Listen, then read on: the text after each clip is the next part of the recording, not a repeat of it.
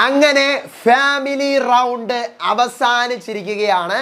അവസാനത്തെ ഫാമിലിയും big boss വീടിനകത്ത് കയറി കഴിഞ്ഞിരിക്കുന്നു. ആരുടെ ഫാമിലി? ഇനി പറയാനൊന്നും ബാക്കിയില്ലല്ലോ. റസ്മിൻ്റെ ഫാമിലി ബിഗ് ബോസ് വീടിനകത്തേക്ക് കയറി എന്നാണ് അറിയാൻ പറ്റുന്നത്. പറയാം, welcome back to Ansif moonlight media. I'm Ansif. Video ആദ്യമായിട്ട് കാണുന്നവർ ചാനൽ സബ്സ്ക്രൈബ് ചെയ്യണം, ലൈക്ക് ചെയ്യണം, ഷെയർ ചെയ്യണം, കമൻറ്റ് ചെയ്യണം.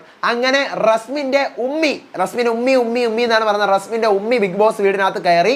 വേറെ ആരെങ്കിലും വല്ല താത്തായോ ഉണ്ടോ എന്ന് എനിക്ക് അറിയത്തില്ല. കയറി എന്നാണ് അറിയാൻ പറ്റുന്നത്. അപ്പം അങ്ങനെയാണെന്നുണ്ടെങ്കിൽ നാളെ ഈ പറയുന്ന പോലെ ജാസ്മിൻ്റെ വീട്ടുകാർ കയറിയതും റസ്മിൻ്റെ വീട്ടുകാർ കയറിയതും ഇന്നാണ് കയറിയത്.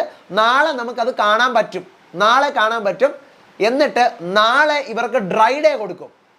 നാളെ ഇവർക്ക് ഡ്രൈ ഡേ കൊടുക്കും.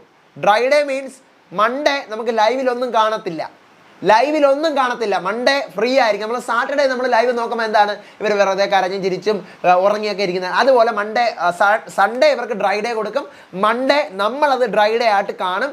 മൺഡേ ലാലേട്ടൻ്റെ വീക്കെൻഡിൻ്റെ ഷൂട്ടിംഗ് നടക്കും. എന്നിട്ടത് മൺഡേയും ട്യൂസ്ഡേ ആയിട്ടോ അല്ലെങ്കിൽ മൺഡേയും ട്യൂസ്ഡേ ആയിട്ട് ആ സാധനം ടെലികാസ്റ്റ് ചെയ്യും.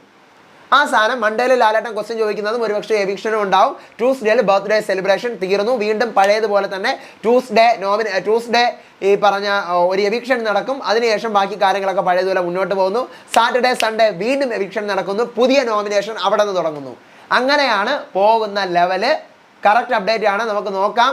അടുത്ത വീഡിയോ ആയിട്ട് വരാം, വിശേഷമായിട്ട് വരാം. അപ്പോൾ അതുവരേക്കും ബൈ ആൻഡ് ടേക്ക് കെയർ.